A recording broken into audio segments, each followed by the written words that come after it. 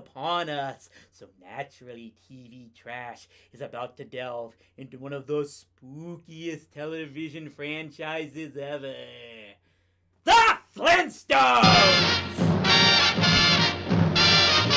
I've said this before, but it's really sad when the only two productions featuring the modern Stone Age family since Warner bought up Hanna-Barbera have been a terribly made one-shot centered around Fred and Wilma's marriage breaking up and a direct-to-video WWE tie-in.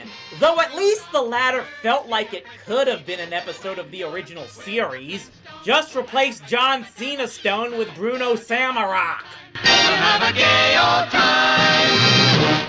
But hey, it's not like the Flintstones never before tried in adding characters that were even more outlandish than its own setting. Not him! I'm talking about even after the Great Gazoo disaster. We've talked before about the numerous times TV shows and especially cartoons have dared implement crazy outlandish concepts in order to try and stay alive. But this is a case where the Flintstones dared to become even more outlandish as part of a revival.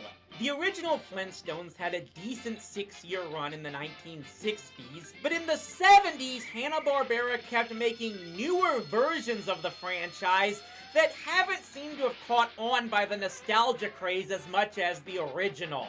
Maybe part of that was because after the original had dared to be made for adults by being TV's first ever primetime animated series, Bill and Joe gave in to the status quo of making cartoons just for younger audiences, as much of what they made since was made for Saturday mornings. It pretty much started with the Pebbles and Bam Bam show that moved the clock forward to make those characters into teenagers and essentially turned the show from being a Honeymooners ripoff to an Archie ripoff.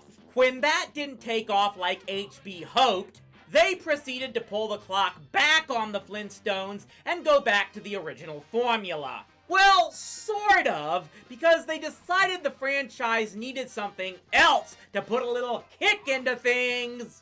Monsters. Yes, the late 70s, early 80s revival of the Flintstones felt the need to keep shoehorning in prehistoric versions of classic movie monsters, anchored by no less than multiple incarnations of the Frankenstones monster.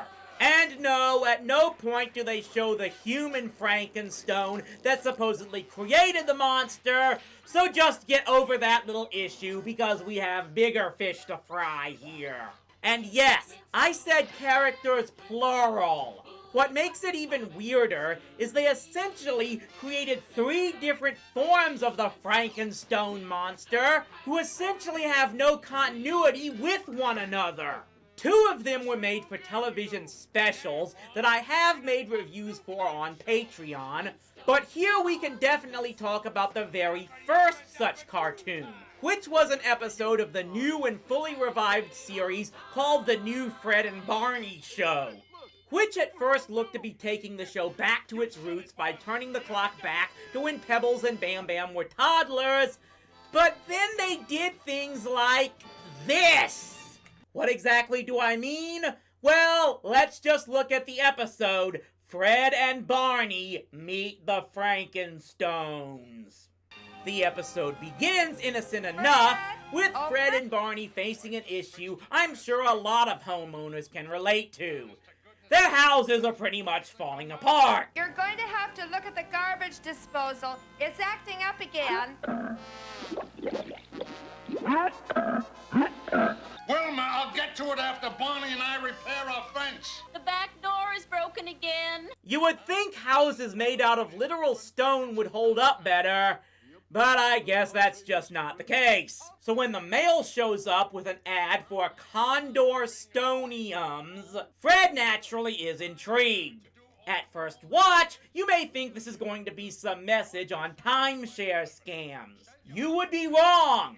It's even crazier. Fred convinces Barney to come with him and check out the Dead Rock Arms in Gravestone. The Dead Rock Arms?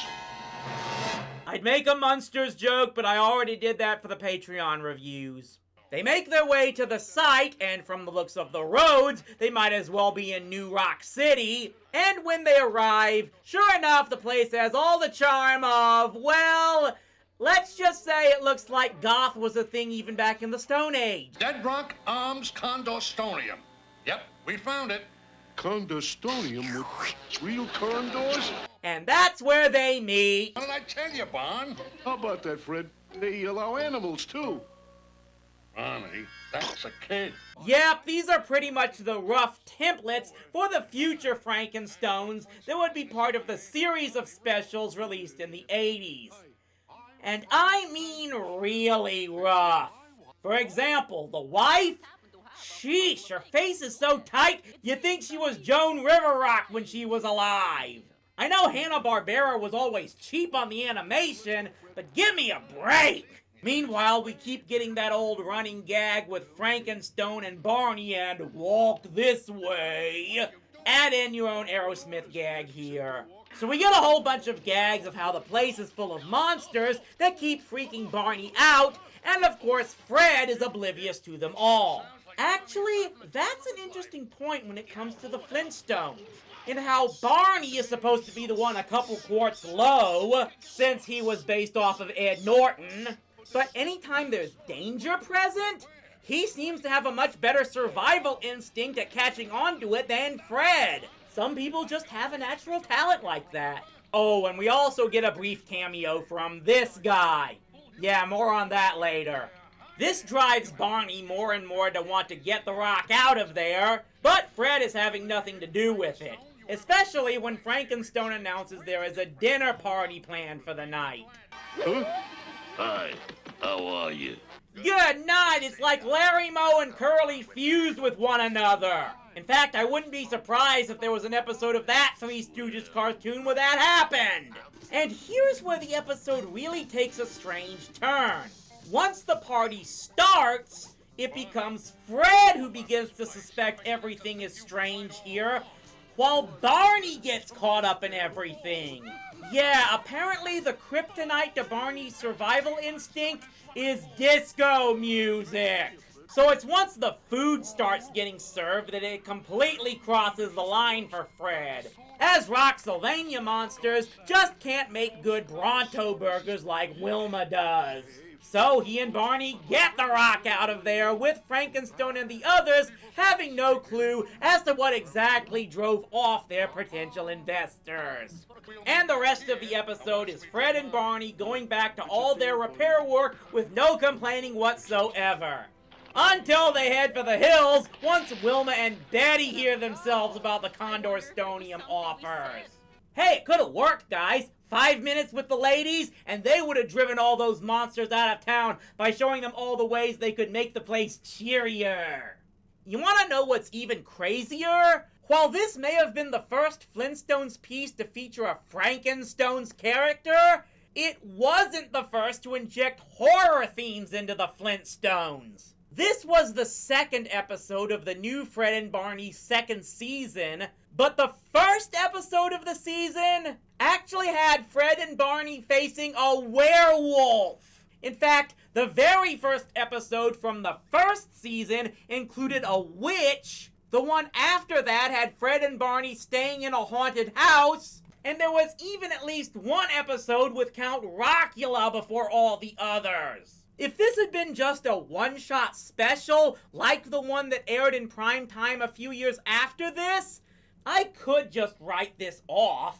But it's just so bizarre that Hanna-Barbera felt they had to keep going to this well over and over in order to try to keep the Flintstones relevant, when you would think the concept of a sitcom in the Stone Age would be enough.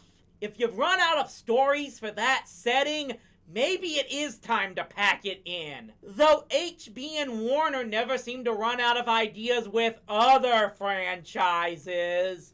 But hey, you know it always could have been worse. I thank my lucky stars that Flintstones reboot by Seth MacFarlane never made it off the ground. See you next time on TV Trash.